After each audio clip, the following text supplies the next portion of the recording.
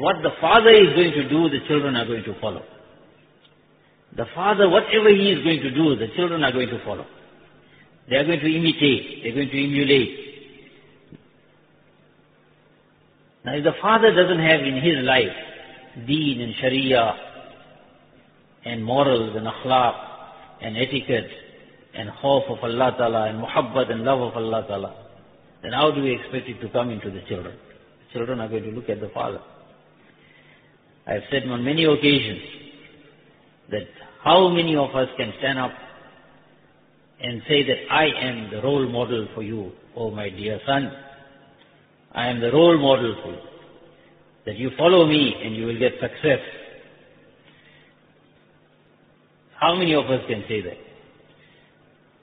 Because if we have to announce that I am the role model and follow me, then one day he will be following to the cinema, one day to the disco, one day to the rave club, one day to some drug den, and some day to some prostitute quarters.